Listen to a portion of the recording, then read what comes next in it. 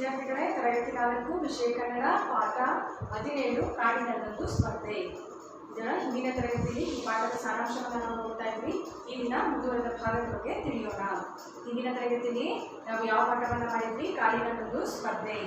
ದಟ್ಟವಾದ ಕಾಡಿರುತ್ತೆ. ಕಾಡಿನಲ್ಲೆಲ್ಲ ಎಲ್ಲ ಪ್ರಾಣಿ ಪಕ್ಷಿಗಳು ಒಟ್ಟಿಗೆ ಒಂದು ಸಹಬಾಳ್ವೆಯನ್ನು ನಡೆಸ್ತಾ ಇರುತ್ತೆ. ಕಾಡಿನ ರಾಜ ಸಿಂಹ ಒಂದು ದಿನ ಕಾಡಿನ ದಿನಾಚರಣೆ ಆಚರಿಸೋಣ ಅಂತ ಹೇಳಿ ಎಲ್ಲ ಪ್ರಾಣಿ ಪಕ್ಷಿಗಳನ್ನ ಸಭೆಗೆ ಕರೆಯುತ್ತೆ. ಸಭೆಯಲ್ಲಿ ಈ ಆನೆ ಹೇಳುತ್ತೆ, ಈ ವರ್ಷ ನಾವು ಇನ್ನೂ ಹೆಚ್ಚಿನ ವಿಶೇಷವಾಗಿ ಆಚರಿಸೋಣ, ಆಟದ ಸ್ಪರ್ಧೆಯನ್ನು ಏರ್ಪಡಿಸುವುದರ ಮೂಲಕ ನಾವು ಇನ್ನೂ ಹೆಚ್ಚಿನಾಗಿ ಆಚರಿಸೋಣ ಅಂತ ಹೇಳುತ್ತೆ. ಅದಕ್ಕೆ ಮೊಲ ಹೇಳುತ್ತೆ, ಈ ವರ್ಷ ಆಟೋಟ ಸ್ಪರ್ಧೆ ಬೇಡ, ಅದರ ಬದಲಾಗಿ ಆಶುಭಾಷಣ ಸ್ಪರ್ಧೆಯನ್ನು ನಡೆಸೋಣ. ಇದರಿಂದ ಎಷ್ಟು ಗೊತ್ತಿರದ ವಿಷಯದ ಬಗ್ಗೆ ನಾವು ತಿಳಿದುಕೊಳ್ಳಬಹುದು ಅಂತ ಸಲಹೆಯನ್ನು ನೀಡುತ್ತೆ. ಎಲ್ಲ ಪ್ರಾಣಿ ಪಕ್ಷಿಗಳು ಇದರ ಮಾತಿಗೆ ಒಪ್ಪಿ ಆಶುಭಾಷಣ ಸ್ಪರ್ಧೆಯನ್ನು ಏರ್ಪಡಿಸಲು ನಿರ್ಧರಿಸುತ್ತೆ. ನಂತರ ಮರುದಿನ ಅದೇ ಸ್ಥಳಕ್ಕೆ ಬಂದು ಆಶುಭಾಷಣ ಸ್ಪರ್ಧೆಯನ್ನು ಏರ್ಪಡಿಸ್ತಾರೆ. ಆ ಆಶುಭಾಷಣ ಸ್ಪರ್ಧೆಯಲ್ಲಿ ಕೋಗಿಲೆ, ಕೋತಿ ಮತ್ತು ತೋಳವನ್ನು ತೀರ್ಪುಗಾರರನ್ನಾಗಿ ಎಲ್ಲರೂ ಆಯ್ಕೆಯನ್ನು ಮಾಡುತ್ತಾರೆ. ಈ ತೀರ್ಪುಗಾರರು ಆಟದ ನಿಯಮಗಳನ್ನು, ವಿಷಯದ ಎಲ್ಲ ಚೀಟಿಗಳನ್ನು ಬರೆದು ಒಂದು ಡಬ್ಬಿಯಲ್ಲಿ ಹಾಕ್ತಾರೆ. ನಂತರ ಆಟದ ನಿಯಮವನ್ನು ಎಲ್ಲರಿಗೂ ಹೇಳ್ತಾರೆ. ಡಬ್ಬಿಯಲ್ಲಿರ್ತಕ್ಕಂತಹ ಚೀಟಿಯನ್ನು ತೆಗೆದುಕೊಂಡು ಆ ಚೀಟಿಯಲ್ಲಿರ್ತಕ್ಕಂತಹ ವಿಷಯದ ಬಗ್ಗೆ ಮಾತನಾಡಬೇಕು. ಆದರೆ ಆ ಮಾತನಾಡಲು ಕೇವಲ 5 ನಿಮಿಷಗಳು ಮಾತ್ರ ಎಂಬಂತ ಆಟದ ನಿಯಮಗಳನ್ನು ತೀರ್ಪುಗಾರರು ತಿಳಿಸಿಕೊಡ್ತಾರೆ. ನಂತರ ಸ್ಪರ್ಧೆ ಆರಂಭವಾಗುತ್ತೆ. ಮೊದಲು ಆನೆ ಬರುತ್ತೆ. ಸ್ಪರ್ಧೆಯಲ್ಲಿ ಚೀಟಿಯನ್ನು ತೆಗೆದುಕೊಳ್ಳುತ್ತೆ. ಆನೆ ಯಾವ ವಿಷಯದ ಬಗ್ಗೆ ಮಾತಾಡುತ್ತೆ? ಆನೆ ರೇಡಿಯೋ ಬಗ್ಗೆ ಮಾತನಾಡುತ್ತೆ. ನಂತರ ಚಿರತೆ ಬರುತ್ತೆ. ಚಿರತೆ ಯಾವುದ್ರ ಬಗ್ಗೆ ಮಾತಾಡುತ್ತೆ? ರೈಲು ಬಗ್ಗೆ. ರೇಡಿಯೋ ಮತ್ತೆ ನಾವು ರೈಲು ಬಗ್ಗೆ ತಿಳಿದುಕೊಂಡ್ವಿ. ಈಗ ಮುಂದಿನ ವಿಷಯ ಯಾರು ತಗೊಳ್ತಾರೆ, ಯಾವ ವಿಷಯದ ಬಗ್ಗೆ ತಿಳ್ಕೊಳ್ತಾರೆ ಎಂಬುದನ್ನು ನಾವು ನೋಡೋಣ. Page number 119. ಹೆಜ್ಜೆ ಮೇಲೆ ಹೆಜ್ಜೆ ಹಾಕುತ್ತಾ ಗರಿ ಬಿಚ್ಚಿ ತನ್ನ ಸೌಂದರ್ಯವನ್ನು ಬಿಂಕದಿಂದ ಪ್ರದರ್ಶಿಸಿ ನವಿಲು ಎಲ್ಲರ ಕಣ್ಮನ ಸೆಳೆಯಿತು. ಕೊಕ್ಕಿನಿಂದ ಚೀಟಿ ತೆಗೆದುಕೊಂಡು ವಿಮಾನದ ಬಗ್ಗೆ ಹೀಗೆ ಹೇಳಿತು. ಹೆಜ್ಜೆ ಮೇಲೆ ನವಿಲು ನೋಡಿದ್ರಲ್ವಾ, ಹೆಜ್ಜೆ ಮೇಲೆ ಹೆಜ್ಜೆ ಹಾಕೊಂಡು ಆ ಗರಿ ಬಿಚ್ಚಿ ಆ ಸೌಂದರ್ಯವನ್ನ ಪ್ರದರ್ಶಿಸ್ತಾ ಇದ್ರೆ ಎಲ್ಲರ ಗಮನ ಆ ನವಿಲಿನ ಮೇಲೆ ಹೋಯಿತು. ಆ ಎಲ್ಲರ ಗಮನ ಆ ನವಿಲಿನ ಕಣ್ಮನ ಸೆಳೆಯಿತು. ಕೊಕ್ಕಿನಿಂದ ಆ ಡಬ್ಬಿಯಲ್ಲಿರ್ತಕ್ಕಂತಹ ಚೀಟಿಯನ್ನು ತೆಗೆದುಕೊಂಡು ಆ ನವಿಲಿಗೆ ಬಂದಂಥ ವಿಷಯ ಯಾವುದು? ವಿಮಾನ. ವಿಮಾನದ ಬಗ್ಗೆ ಏನು ಹೇಳುತ್ತೆ ನವಿಲು ನೋಡೋಣ. ನವಿಲು ಹೇಳುತ್ತೆ ವಿಮಾನದ ಬಗ್ಗೆ, ಮನುಷ್ಯ ಹಕ್ಕಿಗಳನ್ನ ಹಾರುವುದನ್ನು ಕಂಡು ತಾನು ಹಾರಬೇಕೆಂದು ಈ ವಿಮಾನವನ್ನ ಕಂಡುಹಿಡಿದನು. ಮನುಷ್ಯ ಹಕ್ಕಿಗಳನ್ನ ಆಕಾಶದಲ್ಲಿ ಹಾರೋದನ್ನ ನೋಡಿ ನಾವು ಕೂಡ ಹಕ್ಕಿಯಂತೆ ಹಾರಾಡಬೇಕು ಅಂತ ಹೇಳಿ ವಿಮಾನವನ್ನ ಕಂಡುಹಿಡಿದ ಅಂತ ಹೇಳ್ತಾ ಇದ್ದೇನೆ. ನಂತರ ವಿಮಾನವು ವಾಯು ಮಾರ್ಗದಲ್ಲಿ ಚಲಿಸುತ್ತದೆ. ಇದರ ಮೂಲಕ ಕಡಿಮೆ ಸಮಯದಲ್ಲಿ ಬಹಳ ದೂರ ಪ್ರಯಾಣಿಸಬಹುದು. ಈ ವಿಮಾನವು ವಾಯು ಮಾರ್ಗದಲ್ಲಿ ಮೇಲೆ ಚಲಿಸುತ್ತದೆ. ಇದರ ಮೂಲಕ ನಾವು ಅಲ್ಪ ಸಮಯದಲ್ಲಿ ಹೆಚ್ಚಿನ ದೂರವಾಗಿ ನಾವು ಪ್ರಯಾಣವನ್ನು ಮಾಡಬಹುದು. ಜನ ದೇಶ ವಿದೇಶಗಳಿಗೆ ಹೋಗುವಾಗ ಹೆಚ್ಚಾಗಿ ವಿಮಾನದಲ್ಲಿಯೇ ಸಂಚರಿಸುತ್ತಾರೆ. ದೇಶ ವಿದೇಶಗಳಿಗೆ ಹೋಗುವಾಗ ಹೆಚ್ಚಾಗಿ ವಿಮಾನದಲ್ಲಿಯೇ ಅವರು ಸಂಚರಿಸುತ್ತಾರೆ. ನನಗೆ ವಿಮಾನ ಪ್ರಯಾಣವೆಂದರೆ ತುಂಬ ಇಷ್ಟ. ಆದರೆ ಇದರ ದರ ದುಬಾರಿ ಎಂಬುದೇ ನನಗೆ ಬೇಸರವಾಗಿದೆ. ನನಗೆ ವಿಮಾನದಲ್ಲಿ ಪ್ರಯಾಣ ಮಾಡಬೇಕಂದ್ರೆ ನನಗೆ ತುಂಬ ಇಷ್ಟ. ಆದರೆ ಏನು ಮಾಡೋದು, ಇದರ ಬೆಲೆ ಹೆಚ್ಚಾಗಿರುವುದರಿಂದ ನನಗೆ ತುಂಬ ಬೇಸರ ಎಂಬುದು ನನಗೆ ತುಂಬ ಬೇಸರವಾಗಿದೆ ಎಂಬುದಾಗಿ ಹೇಳುತ್ತದೆ ಎನ್ನುತ್ತಾ ವಯ್ಯಾರ ಮಾಡುತ್ತಾ ವೇದಿಕೆಯಿಂದ ಕೆಳಗೆ ಇಳಿದು ಬಂದಿತು. ನಂತರ ವಯ್ಯಾರ ಮಾಡಿಕೊಂಡು ವೇದಿಕೆಯಿಂದ ಕೆಳಗೆ ಇಳಿದು ಬಂತು. ನವಿಲುಗೆ ಯಾವುದು ವಿಮಾನದ ಬಗ್ಗೆ ಸಿಕ್ಕಿತು? ಏನು ಹೇಳ್ತು ವಿಮಾನದ ಬಗ್ಗೆ? ಮನುಷ್ಯ ಹಕ್ಕಿಗಳಂತೆ ಹಾರುವುದನ್ನು ಕಂಡು ತಾನು ಹಾರಬೇಕೆಂದು ವಿಮಾನವನ್ನು ಕಂಡುಹಿಡಿತಾನೆ. ವಿಮಾನವು ವಾಯು ಮಾರ್ಗದಲ್ಲಿ ಚಲಿಸುತ್ತದೆ. ಇವುಗಳ ಮೂಲಕ ನಾವು ಕಮ್ಮಿ ಸಮಯದಲ್ಲಿ ಹೆಚ್ಚಿನ ದೂರವಾದಲ್ಲಿ ನಾವು ಪ್ರಯಾಣವನ್ನು ಮಾಡಬಹುದು. ದೇಶ ವಿದೇಶಗಳಿಗೆ ಹೋಗಬೇಕಾದ್ರೆ ಜನ ಹೆಚ್ಚಾಗಿ ವಿಮಾನದಲ್ಲಿಯೇ ಪ್ರಯಾಣವನ್ನು ಮಾಡ್ತಾರೆ.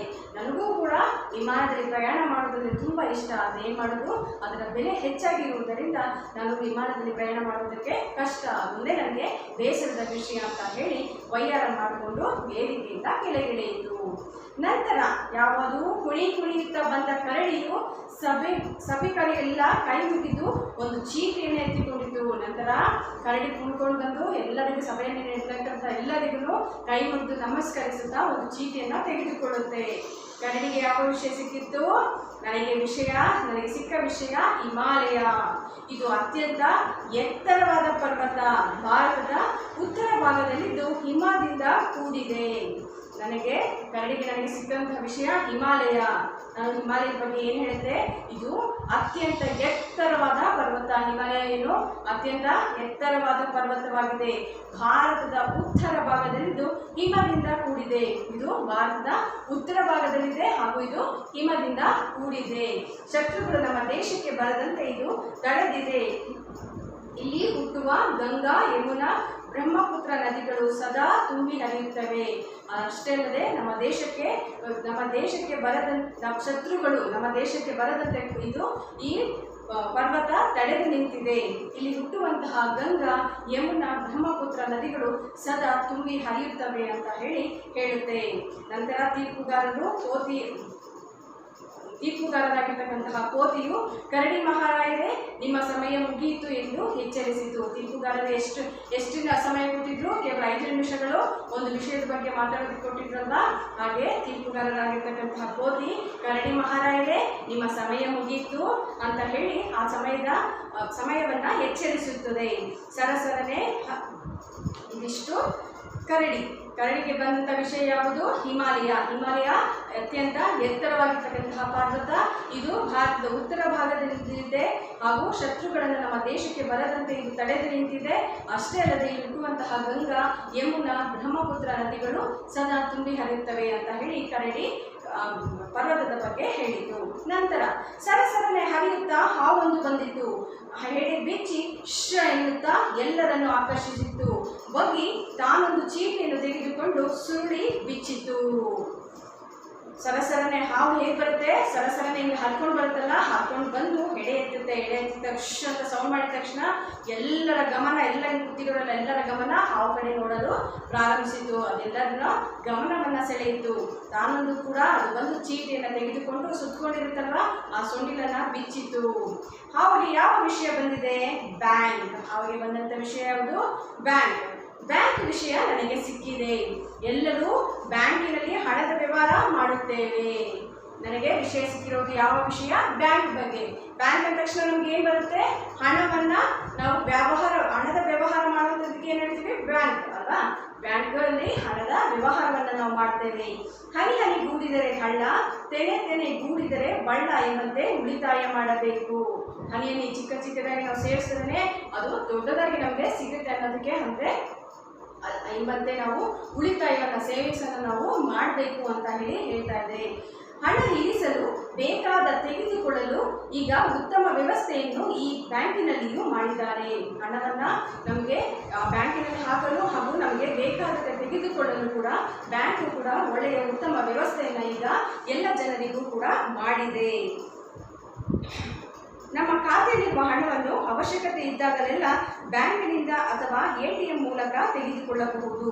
ನಮ್ಮ ಖಾತೆಯಲ್ಲಿ ಹಣ ಅಂತ ನಾವು ಏನು ಸೇವಿಂಗ್ಸ್ ಅಂತ ಮಾಡಿರ್ತೀವೋ, ಏನು ಕೂಡಿಟ್ಟಿರ್ತೀವೋ ಬ್ಯಾಂಕಿನಲ್ಲಿ, ಆ ಬ್ಯಾಂಕಿನಲ್ಲಿರ್ತಕ್ಕಂಥ ಹಣ ನಮಗೆ ಯಾವಾಗ ಬೇಕೋ ಆಗ ನಾವು ತೆಗೆದುಕೊಳ್ಳಬಹುದು. ಬ್ಯಾಂಕಿನಿಂದ ನಾವು ತೆಗೆದುಕೊಳ್ಳಬಹುದು ಅಥವಾ ATM ಮೂಲಕ ನಾವು ತೆಗೆದುಕೊಳ್ಳಬಹುದು. ATM ಅಂತಂದರೆ ಬೇಕಾದಾಗ ನಮ್ಮ ಖಾತೆಯಲ್ಲಿರುವ ಹಣವನ್ನು ತೆಗೆದುಕೊಳ್ಳಲು ಇರುವಂತಹ ಯಂತ್ರ, ತೆಗೆದುಕೊಳ್ಳಲು ಅವಕಾಶ ಇರುವಂತಹ ಯಂತ್ರ. ನಮ್ಮ ಖಾತೆಯಲ್ಲಿರ್ತಕ್ಕಂತಹ ಹಣವನ್ನು ನಮಗೆ ಬೇಕಾದಾಗ ತೆಗೆದುಕೊಳ್ಳಲು ಇರುವಂತಹ ಯಂತ್ರ.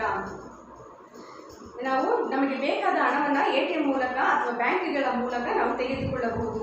ATM ವ್ಯವಸ್ಥೆಯು ಹೆಚ್ಚಿನ ಬ್ಯಾಂಕ್ಗಳಲ್ಲಿ ಲಭ್ಯವಿದೆ ಎಂದು ಹೇಳಿ ಕೆಳಗಿಳಿಯಿತು. ಬ್ಯಾಂಕಿನಲ್ಲಿ ATM ವ್ಯವಸ್ಥೆಯು ಹೆಚ್ಚಿನಾಗಿ ಬ್ಯಾಂಕ್ಗಳಲ್ಲಿ ಲಭ್ಯವಿದೆ ಅಂತ ಹೇಳಿ ಅದು ಕೆಳಗೆ ಇಳಿಯಿತು. ಬ್ಯಾಂಕ್ ಬಗ್ಗೆ ಏನಂತ ಹೇಳಿತು?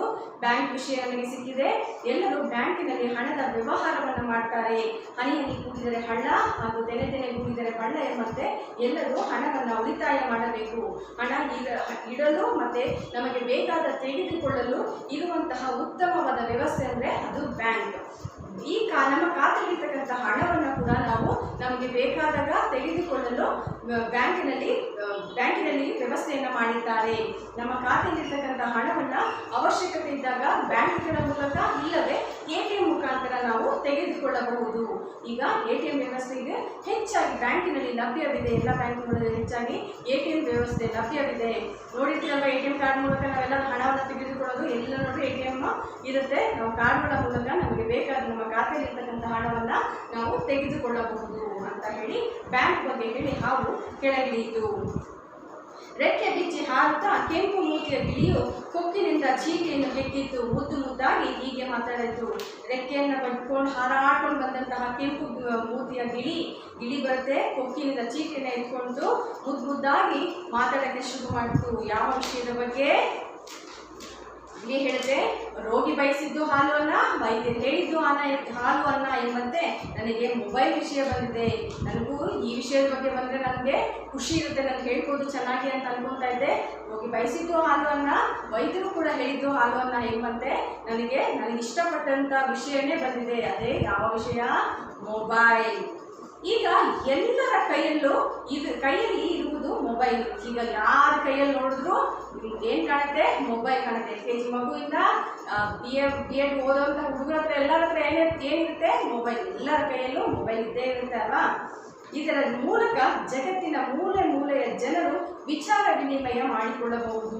ಇದರ ಮೂಲಕ ಎಲ್ಲಿ ಬೇರೆ ಜಗತ್ತಿನ ಎಲ್ಲೆಲ್ಲಿದ್ರೂ ಕೂಡ ನಾವು ಮಾತಾಡಿ ಅವ್ರು ಹೇಗಿದ್ದಾರೆ, ಏನು ಮಾಡ್ತಾ ಇದ್ದಾರೆ ಎಂಬಂತಹ ನಾವು ಕ್ಷೇಮ ವಿಚಾರಗಳನ್ನು ನಾವು ಅವ್ರ ಬಗ್ಗೆ ತಿಳಿದುಕೊಳ್ಳಬಹುದು. ವಿಚಾರ ವಿನಿಮಯದ ಜೊತೆಗೆ ಸಂದೇಶವನ್ನು ಕಳಿಸಬಹುದು. ಇಷ್ಟೇ ಅಲ್ಲದೆ ನಾವು ಹೇಗಿದ್ದಾರೆ ಎಂಬುದನ್ನು ತಿಳಿದುಕೊಳ್ಳದೆ ಅಲ್ಲದೆ ನಾವು ಕೆಲವು ಸಂದೇಶಗಳನ್ನು ಕೂಡ ಅವರಿಗೆ ನೀಡಬಹುದು. ಇವುಗಳಲ್ಲದೆ ಇದರಿಂದ ಛಾಯಾಚಿತ್ರವನ್ನು ತೆಗೆದುಕೊಳ್ಳಬಹುದು. ಮಾತುಗಳನ್ನು ಆಡೋದು ಅಷ್ಟೇ ಅಲ್ಲದೆ, ವಿಚಾರ ವಿನಿಮಯ ಮಾಡಿಕೊಳ್ಳೋದು ಅಷ್ಟೇ ಅಲ್ಲದೆ, ಇದರಿಂದ ಛಾಯಾಚಿತ್ರ ಅಂದರೆ ಫೋಟೋವನ್ನು ನಾವು ತೆಗೆದುಕೊಳ್ಳಬಹುದು, ಲೆಕ್ಕ ಮಾಡಬಹುದು, ದಿನಾಂಕವನ್ನು ತಿಳಿಯಬಹುದು, ದೂರವಾಣಿ ಸಂಖ್ಯೆಗಳನ್ನು ದಾಖಲಿಸಿಕೊಳ್ಳಬಹುದು. ಮೊಬೈಲ್ ಈಗ ಅಂಗೈಯಲ್ಲಿರುವ ಸಣ್ಣ ಕಂಪ್ಯೂಟರ್ನಂತೆ ಆಗಿದೆ. ಮೊಬೈಲಿಂದ ಏನು ಮಾಡೋದು? ಫೋಟೋವನ್ನು ತೆಗೆದುಕೊಳ್ಳಬಹುದು, ಲೆಕ್ಕವನ್ನು ಅದರಲ್ಲೇ ಮೊಬೈಲಿಂದ ಲೆಕ್ಕಗಳನ್ನು ಮಾಡ್ತೀರಿ. ಹಾಗೆ ದಿನಾಂಕವನ್ನು ಯಾವ ದಿನಾಂಕ ಅಂತ ಮತ್ತೋದ್ರು ಟಕ್ಕಂತ ಮೊಬೈಲ್ ಓಪನ್ ಮಾಡಿದ್ರೆ ದಿನಾಂಕವನ್ನು ತೋರಿಸುತ್ತೆ. ಎಷ್ಟೋ ಜನದ ಎಲ್ಲರ ದೂರವಾಣಿ ಸಂಖ್ಯೆಗಳನ್ನು ಒಂದೇ ಕಡೆ ನಾವು ದಾಖಲೆಯನ್ನು ಮಾಡಿಕೊಳ್ಳಬಹುದು. ಮೊಬೈಲ್ ಈಗ ಅಂಗೈಯಲ್ಲಿರ್ತಕ್ಕಂಥ ಸಣ್ಣ ಕಂಪ್ಯೂಟರ್ನಂತೆ ಕೆಲಸ ಮಾಡುತ್ತದೆ ಅಂತ ಹೇಳಿ ಗಿಳಿ ತನ್ನ ಮೊಬೈಲ್ ಬಗ್ಗೆ ಹೇಳುತ್ತೆ. ಏನು ಮೊಬೈಲ್ ಬಗ್ಗೆ? ಈಗ ಎಲ್ಲರ ಕೈಯಲ್ಲಿ ಇರುವುದು ಯಾವುದು? ಮೊಬೈಲ್. ಇದರ ಮೂಲಕ ಜಗತ್ತಿನ ಮೂಲೆಗಳಲ್ಲೂ ವಿಚಾರ ವಿನಿಮಯವನ್ನು ನಾವು ಮಾಡಿಕೊಳ್ಳಬಹುದು. ಇದರ ಜೊತೆಗೆ ಕೆಲವು ಸಂದೇಶಗಳನ್ನು ನಾವು ಕೂಡ ಕಳಿಸಬಹುದು. ಮೆಸೇಜಸ್ನೆಲ್ಲ ಮಾಡ್ತೀರಲ್ವ, ಸಂದೇಶವನ್ನು ಕಳಿಸಬಹುದು. ಇದಲ್ಲದೆ ಇದರಿಂದ ನಾವು ಫೋಟೋವನ್ನು ತೆಗೆದುಕೊಳ್ಳಬಹುದು, ಲೆಕ್ಕವನ್ನು ಮಾಡಬಹುದು, ಇಂದಿನ ದಿನಾಂಕವನ್ನು ನಾವು ತಿಳಿದುಕೊಳ್ಳಬಹುದು. ಎಲ್ಲರ ದೂರವಾಣಿ ಸಂಖ್ಯೆಗಳನ್ನು ಒಂದೇ ಕಡೆ ದಾಖಲಿರಿಸಬಹುದು. ಈಗ ಮೊಬೈಲ್ ನಮ್ಮ ಕೈಯಲ್ಲಿ ಅಂಗೈಯಲ್ಲಿರ್ತಕ್ಕಂತಹ ಸಣ್ಣ ಕಂಪ್ಯೂಟರ್ನಂತೆ ಕೆಲಸ ಮಾಡುತ್ತದೆ ಅಂತ ಹೇಳಿ ಗಿಳಿ ತಮ್ಮ ಮೊಬೈಲ್ ಬಗ್ಗೆ ಹೇಳುತ್ತೆ. ನೆಕ್ಸ್ಟ್ ನರಿ. ಅಬ್ಬಾ, ಮೊಲವು ತಿಳಿಸಿದಂತೆ ಈ ಆಶುಭಾಷಣ ಸ್ಪರ್ಧೆ ಮೂಲಕ ನಾವೆಲ್ಲ ಬಹಳ ವಿಷಯಗಳನ್ನು ತಿಳಿದುಕೊಂಡೆವು. ಎಲ್ಲರೂ ತುಂಬ ಅದ್ಭುತವಾಗಿ ಮಾತನಾಡಿದ್ದೀರಿ. ಈ ಸ್ಪರ್ಧೆ ನಡೆಸಲು ಸಹಕರಿಸಿದವರಿಗೆಲ್ಲ ಧನ್ಯವಾದಗಳು. ನರಿ ಹೇಳುತ್ತೆ, ಅಪ್ಪ ಮೊಲ ಹೇಳ್ತಲ್ಲ, ಆಶುಭಾಷಣ ಸ್ಪರ್ಧೆ ಮೂಲಕ ನಾವು ಎಷ್ಟೋ ವಿಚಾರಗಳನ್ನು ನಾವು ತಿಳ್ಕೊಳ್ಬೋದು ಅಂತ. ಅದು ಹೇಳಿದ್ದು ಕರೆಕ್ಟು. ನಾವು ಇದರಿಂದ ಎಷ್ಟೋ ವಿಚಾರಗಳನ್ನು ನಾವು ತಿಳಿದುಕೊಂಡ್ವಿ. ಎಲ್ಲರೂ ಮಾತಾಡಿದಂತಹ ಎಲ್ಲರೂ ತುಂಬ ಚೆನ್ನಾಗಿ ಅದ್ಭುತವಾಗಿ ಮಾತನಾಡಿದ್ದಾರ. ಈ ಸ್ಪರ್ಧೆಯನ್ನು ನಡೆಸಲು ಎಲ್ಲರೂ ಸಹಕರಿಸಿದ್ದಕ್ಕೆ ಧನ್ಯವಾದಗಳು ಅಂತ ಹೇಳಿ ನರಿ ಹೇಳುತ್ತೆ. ಅದರ ಸಿಂಹ, ಓ ನನ್ನ ಬಂಧುಗಳೇ, ನೀವೆಲ್ಲ ಸ್ಪರ್ಧೆಯಲ್ಲಿ ಭಾಗವಹಿಸಿ ಯಶಸ್ವಿಯಾಗಿ ನಡೆಸಿಕೊಟ್ಟಿದ್ದೀರಿ. ಇದು ನನಗೆ ಹರ್ಷ ತಂದಿದೆ. ನಾಳೆ ಹೊರಾಂಗಣದಲ್ಲಿ ಕಬಡ್ಡಿ ಆಟವನ್ನೂ ಆಡಿಸೋಣ. 2 ಸ್ಪರ್ಧೆಗಳಲ್ಲಿ ಗೆದ್ದವರಿಗೆ ದಿನಾಚರಣೆ ಎಂದು ಇನಾಮು ನೀಡೋಣ. ಅದಕ್ಕೆ ಸಿಂಹ ಹೇಳ್ತಾರೆ, ಓ ನನ್ನ ಬಂಧುಗಳೇ, ನೀವೆಲ್ಲ ಸ್ಪರ್ಧೆಯಲ್ಲಿ ಭಾಗವಹಿಸಿ ಯಶಸ್ವಿಯಾಗಿ ಈ ಸ್ಪರ್ಧೆಯನ್ನು ನೀವು ನಡೆಸಿಕೊಟ್ಟಿದ್ದೀರಾ. ನನಗೆ ತುಂಬ ಸಂತೋಷವಾಗಿದೆ. ನಾಳೆ ಕೂಡ ಹೊರಾಂಗಣ ಅಂದರೆ ಔಟ್ಡೋರ್ ಗೇಮ್ಸನ್ನು ನಾವು ಕಬಡ್ಡಿ ಆಟವನ್ನು ಆಡಿಸೋಣ. ಆಟವನ್ನು ಹೇಳಿದಲ್ಲ ಆನೆ, ಅದನ್ನು ಕೂಡ ಆಟೋಟ ಸ್ಪರ್ಧೆಯನ್ನು ಕೂಡ ನಾವು ಏರ್ಪಡಿಸೋಣ. 2 ಸ್ಪರ್ಧೆಯಲ್ಲಿ ಯಾರು ಗೆಲ್ತಾರೋ ಅವರಿಗೆ ನಾವು ಬಹುಮಾನವನ್ನು ಕೊಡೋಣ. ಕಾಡಿನ ದಿನಾಚರಣೆಯನ್ನು ನಾವು ಆಟೋಟ ಸ್ಪರ್ಧೆಯನ್ನು ಕೂಡ ಏರ್ಪಡಿಸಿ ಇದರಲ್ಲಿ ಗೆದ್ದವರಿಗೂ ಕೂಡ ನಾವು ಬಹುಮಾನವನ್ನು ಕೊಡೋಣ ಅಂತ ಹೇಳಿ ಆ ಸಭೆಯನ್ನು ಆ ಸಿಂಹ ಮುಕ್ತಾಯಗೊಳ್ಳುತ್ತೆ. ಇದಿಷ್ಟು ಕಾಡಿನದೊಂದು ಸ್ಪರ್ಧೆ. ಅಂದರೆ ಕಾಡಿ ಪಕ್ಷಿಗಳೆಲ್ಲ ಸೇರಿ ಆಶುಭಾಷಣ ಸ್ಪರ್ಧೆಯ ಮೂಲಕ ನಮಗೆ ಕೆಲವು ವಿಚಾರಗಳನ್ನು ತಿಳಿಸಿಕೊಡುವ ಪ್ರಯತ್ನ ಮಾಡಿದರೆ ಆನೆಗೆ ಯಾವ ವಿಷಯ ಸಿಕ್ಕಿದ್ರು? ರೇಡಿಯೋ ಬಗ್ಗೆ ಮಾತಾಡೋದು ಸಿಗುತ್ತೆ. ರೈಲು ಬಗ್ಗೆ ಮಾತಾಡಿದ್ರು, ಹಾಗೆ ನವಿಲು, ವಿಮಾನ ಬಗ್ಗೆ ಕರಡಿ, ಹಿಮಾಲಯ ಬಗ್ಗೆ ಹಾವು, ಬ್ಯಾಂಕ್ ಬಗ್ಗೆ ಹಾಗೂ ಗಿಳಿ, ಮೊಬೈಲ್ ಬಗ್ಗೆ ಇಷ್ಟು ವಿಚಾರಗಳ ಬಗ್ಗೆ ನಾವು ಈ ಪಾಠದ ಮುಖಾಂತರ ತಿಳಿದುಕೊಂಡೆವು. ಇಷ್ಟು ಕಾಡಿನದೊಂದು ಸ್ಪರ್ಧೆ ಪಾಠ. ಎಲ್ಲರೂ ಓದಿ ಅಭ್ಯಾಸವನ್ನು ಮಾಡಿ ಅಂತ ಹೇಳ್ತಾ ತರಗತಿಯನ್ನು ಮುಗಿಸ್ತಾ ಇದ್ದೀನಿ. ಧನ್ಯವಾದಗಳು.